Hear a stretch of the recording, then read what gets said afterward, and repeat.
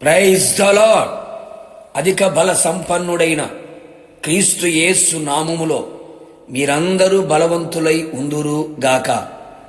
ఈ దినపు యేసయ్య జీవపు మాట 86వ కీర్తన 16వ చరణం. నీ బలము అనుగ్రహింపుము. విశ్వాసమునకు కర్తయు దానిని కొనసాగించువాడైన యేసు వైపు చూచుచు ఎదుట ఉంచబడిన పరుగు పందెములో ఓపికతో పరిగెత్తుచు గురియద్దకు చేరి యేసయ్య అనుగ్రహించే శ్రేష్టమైన బహుమానమును పొందవలనని ఆశతో ఆసక్తితో నిరీక్షణతో కొనసాగుచున్న నా దేవుని ప్రియులారా, మన యేసయ్య బలవంతుడైన దేవుడు, అధిక బల సంపన్నుడైన వాడు, పరాక్రమశాలి ఉన్నాడు, యుద్ధశూరుడు, సైన్యములకు అధిపత్యగు దేవుడై ఉన్నాడు. మనము బలహీనులము. ప్రభువా, నీవు దయాదాక్షిణ్యము గల దేవుడవు, దీర్ఘశాంతుడవు, కృపాసత్యములతో నిండిన వాడవు. నా తట్టు తిరిగి నన్ను కరుణింపుము, నీ బలమును అనుగ్రహింపుము అని విన్నపించుకొనుచున్నాడు భక్తుడు. అవును ప్రియులారా, ఈ ఆత్మీయ యాత్రలో, విశ్వాసపు పరుగులో, పరలోకపు ప్రయాణములో మనము అలసిపోకూడదు, సమసిలిపోకూడదు. విశ్వాసములో, ప్రార్థనలో, పరిశుద్ధతలో, పరిచర్యలో, వాక్యములో, నిరీక్షణలో, ఆత్మ సంబంధమైన ఏ విషయములో కూడా బలహీనులమై ఉండకూడదు. అలయక పరిగెత్తేవారిగాను, సమస్యలక నడిచేవారిగాను మనము కనబడలను. అందుకు మనకు బలము కావలెను. ఆ బలము ఆయనదై ఉండవలెను. ఆయనే మనకు బలమును అనుగ్రహించవలెను. ఆయన అనుగ్రహించే బలము లోక సంబంధమైనది కాదు. అందుకే ఆయన సన్నిధిలో నిలిచి ఆయన వలన బలము పొందెదము. శరీర సంబంధమైన బలము ఒక రోజున బలహీనమైపోవును.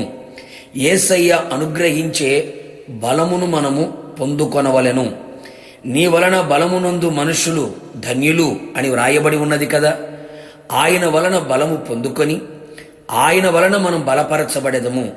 మన పితరులు ఆయన వలన బలము పొందుకొని శక్తికి మించిన ప్రయాణము చేసి ఆయన పర్వతం మీద ఆయన ఎదుట నిలిచి ఆయన స్వరము వినిది కదా.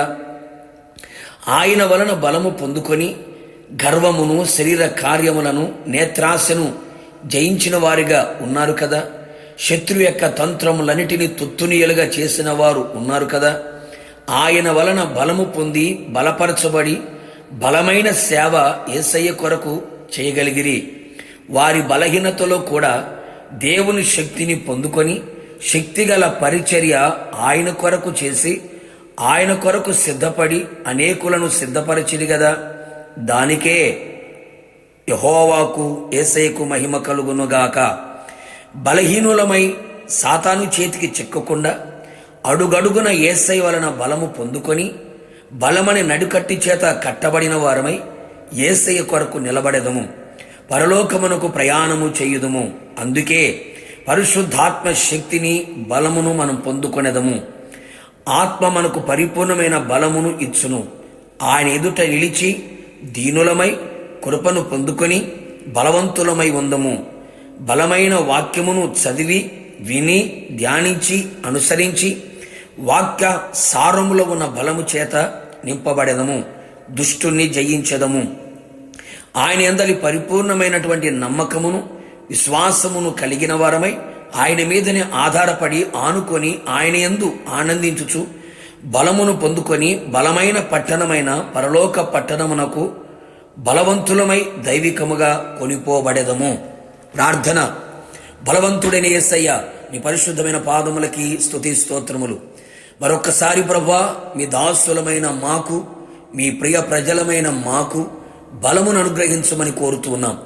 మీ బలము చేత శూరకార్యములు జరిగించున్నట్లుగా, మీ వలన బలము పొంది ధన్యులుగా మార్చబడినట్లుగా, అపవాది క్రియలన్నిటిని కూడా జయించున్నట్లుగా, మీదుట శక్తివంతులు మగునట్లుగా మాకు బలమును దయచేయమని ప్రార్థిస్తున్నాం. మీ వాక్యము ద్వారా మమ్మల్ని బలవంతులుగా చెయ్యండి. మీ ఆత్మ ద్వారా బలవంతులుగా చెయ్యండి. మీ అందరి విశ్వాసము వలన మాకు బలము కలుగునట్లుగా చేసి బలవంతులుగా దైవికముగా కొనిపోబడి బలమైన పట్టణమునకు చేర్చబడినట్లుగా కృప మెండుగా నిండుగా దయచేయమని, ఎవ్వరు బలహీనులు కాకుండా కృప దయచేయమని యేసు నామములో అడిగి పొందుకున్నాము తండ్రి. ఆమెన్. నిశ్చయముగా మీరును మీ కుటుంబ సభ్యులందరూ బలవంతులై ఉందురుగాక.